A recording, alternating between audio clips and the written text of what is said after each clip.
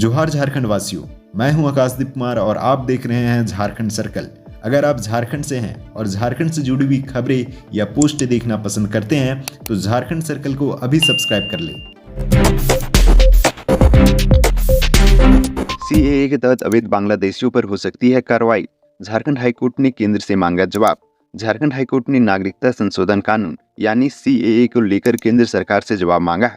सवाल में हाईकोर्ट ने पूछा है कि क्या झारखंड के संथाल परगना में रहने वाले अवैध बांग्लादेशी प्रवासियों पर इस कानून के तहत कार्रवाई की जा सकती है। हाईकोर्ट ने केंद्र सरकार से यह जवाब कोर्ट में दायर एक जनहित याचिका पर सुनवाई करते हुए मांगा है। इस याचिका में मांग की गई थी कि राज्य में चल रहे अवैध बांग्लादेशियों के खिलाफ सीएए के तहत कार्रवाई करने का निर्देश दिया जाए। गर्भवती को खटिया पर 3 किलोमीटर लेकर आए। झारखंड के सिमडेगा के जलडेगा इलाके में हतुतवा स्कूल टोली में गर्भवती महिला को प्रसव पीड़ा हुई तो घर वालों ने एम्बुलेंस बुलाया, लेकिन सड़क नहीं होने के कारण एम्बुलेंस गांव तक नहीं पहुंच सकी। एम्बुलेंस घर से 3 किलोमीटर दूर आकर खड़ी हो गई। महिला को एम्बुलेंस तक पहुंचाने के लिए खाट पर लिटाया गया और घर से 3 किलोमीटर दूर दर्द से तड़पती महिला को उठाकर परिवार और गाँव के लोग एम्बुलेंस तक पहुँचाया।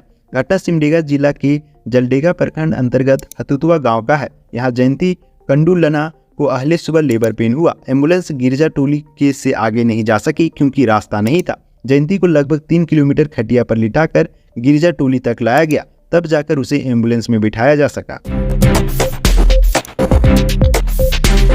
गुमला में 10,000 घूस लेते धराया अमीन। ऑनलाइन रसीद काटने के बदले ले रहा था पैसा।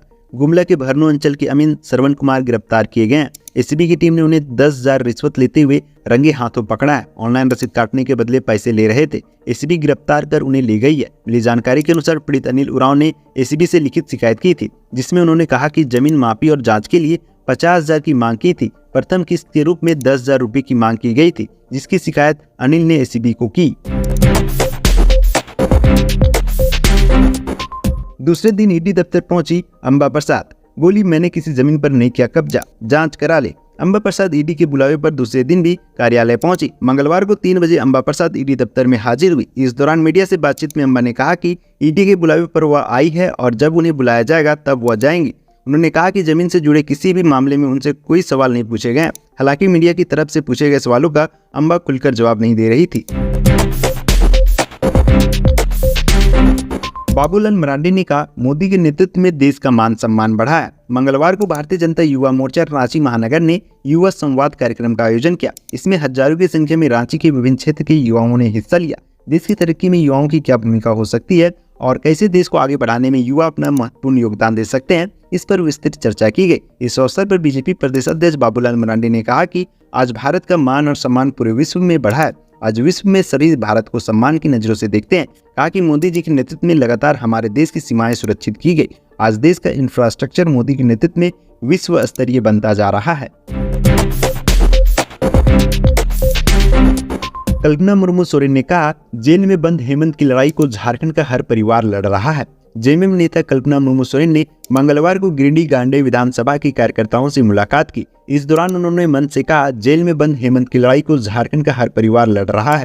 कहा, मैं भाग्यशाली हूं कि आज यहाँ मुझे आपकी बातों, समस्याओं और अनुभवों को सुनने का मौका मिला। आदरणीय दिसोम गुरु जी के संघर्ष के समय से आप झामुमो परिवार का हिस्सा है, यह देखकर गौरवान्वित हूँ। आप सभी को हार्दिक धन्यवाद, आभार और जोहार। कहा, देश का लोकतंत्र आज खतरे में है। संविधान को बदलने का षड्यंत्र किया जा रहा है। गैस कनेक्शन, जियो सिम बंद होने का झांसा देकर करते थे ठगी। 3 साइबर अपराधी अरेस्ट। जामताड़ा में साइबर पुलिस ने 3 साइबर अपराधियों को गिरफ्तार किया। पुलिस को गुप्त सूचना मिली थी कि करमाटांड इलाके में कुछ साइबर अपराधी सक्रिय है। जामताड़ा एसपी के निर्देश पर टीम का गठन किया गया। इसके बाद मंगलवार को करमाटांड इलाके में छापेमारी कर 3 साइबर ठगों को गिरफ्तार किया। गिरफ्तार आरोपियों को न्यायिक हिरासत में जेल भेज दिया गया। साइबर डीएसपी अशोक कुमार ने बताया कि इस संबंध में इनके खिलाफ धारा 413, 414, 419, 420, 467, 468, 471, 120 बी एवं 66 बी CD IT एक्ट के तहत मुकदमा दर्ज किया गया है। स्कूलों में लापरवाही, 14 शिक्षकों का वेतन रुका, 4 स्कूलों का शौकाज। राज्य शिक्षा परियोजना के तहत राज्य स्तरीय अनुसंधान दल ने मंगलवार को दूसरे दिन भी राज्य के विभिन्न जिलों के सरकारी स्कूलों का औचक निरीक्षण किया। राज्य शिक्षा परियोजना के निर्देशों की अवहेलना करने के मामले में कई शिक्षकों और स्कूल के हेडमास्टर को शौकत जारी किया गया। मिली खबर के मुताबिक 14 शिक्षकों का वेतन रोका गया और 4 स्कूलों को शोकॉज नोटिस जारी किया गया। जिलेवार समीक्षा के दौरान पदाधिकारियों ने शिक्षकों, प्रधानाध्यापकों और वार्डन को फटकार लगाते हुए 15 दिन के अंदर स्कूलों की स्थिति में सुधार लाने का निर्देश दिया। बता दें कि राज्य स्तरीय अनुश्रवण दल ने अभियान की मॉनिटरिंग करते हुए राज्य शिक्षा परियोजना निदेशक आदित्य रंजन ने लापरवाही बरत रहे स्कूलों के खिलाफ कड़ी कार्रवाई की अनुशंसा करने का निर्देश दिया है। झामुमो ने उम्मीदवारों की दूसरी सूची जारी की। लोकसभा चुनाव 2024 को लेकर झामुमो ने मंगलवार को उम्मीदवारों की दूसरी सूची जारी कर दी। झामुमो ने राजमहल से वर्तमान सांसद विजय हांसदा को टिकट दिया है। वहीं सिंहभूम से झारखंड सरकार में पूर्व मंत्री रही विधायक जोबा मांझी को प्रत्याशी बनाया गया। इससे पहले झामुमो ने 2 लोकसभा सीटों दुमका व गिरिडीह पर उम्मीदवारों की घोषणा कर दी थी। दुमका से नीलिन सोरेन और गिरिडीह लोकसभा सीट से मथुरा प्रसाद महतो को उम्मीदवार बनाया गया। इस तरह झामुमो ने अब तक 4 लोकसभा सीटों पर उम्मीदवारों के नाम की घोषणा कर दी। झारखंड में इंडिया गठबंधन के तहत कुल 14 लोकसभा सीटों पर झामुमो, कांग्रेस, राजद व भाकपा माले द्वारा चुनाव लड़ा जा रहा है। साहिबगंज में पुराने सदर अस्पताल में जीएनएम ने गर्भवती महिला से इलाज के नाम पर वसूले 5,000 रुपये। साहिबगंज से पुराने सदर अस्पताल में एक जीएनएम ने गर्भवती महिला से इलाज के नाम पर 5,000 रुपये वसूला। मामला तब खुला जब महिला दोबारा इलाज कराने पहुंची। महिला जब दोबारा अस्पताल पहुंची तो ड्यूटी पर दूसरी जीएनएम तैनात थी। जीएनएम ने उसे यह कहकर इलाज करने से मना कर दिया कि जाओ, जिसे पैसा दिए उसे इलाज करवाओ। इस घटना से महिला परेशान हो गई। वहीं मामले की जानकारी बीपीएम मनोज कुमार यादव व प्रभारी चिकित्सा पदाधिकारी डॉक्टर रंजन कुमार तक पहुंची तो दोनों स्वास्थ्य अधिकारी पुराना सदर अस्पताल पहुंचे और मामले की जांच पड़ताल की। मैं राजमहल संसदीय सीट से निर्दलीय चुनाव लड़ूंगा, विजय हांसदा की उम्मीदवारी के ऐलान पर बोले लुबिन। झारखंड मुक्ति मोर्चा के दिग्गज नेता और बोरियो विधानसभा सीट से विधायक लुबिन हेब्रम ने कहा कि वो राजमहल संसदीय सीट से निर्दलीय प्रत्याशी के रूप में चुनाव लड़ेंगे। लुबिन हेब्रम ने कहा कि बुधवार को वे अपने फैसले का ऐलान कर देंगे। उन्होंने झामुमो की तरफ से राजमहल संसदीय सीट से विजय हांसदा की उम्मीदवारी के ऐलान के बाद कहा। लुबिन हेब्रम ने कहा कि मैंने राजमहल में चेहरे बदलने की मांग की थी, लेकिन पार्टी ने नजरअंदाज किया। उन्होंने कहा कि विजय हांसदा के प्रति राजमहल में जनता में नाराजगी है। लुबिन हेब्रम ने कहा कि वे झामुमो नहीं छोड़ेंगे, पार्टी कार्रवाई करेगी तो और बात है। अमरनाथ गिरोह का शूटर गिरफ्तार। जमशेदपुर के अमरनाथ गिरोह के सक्रिय शूटर राहुल सिंह उर्फ राहुल कुत्तू को पुलिस ने गिरफ्तार कर लिया।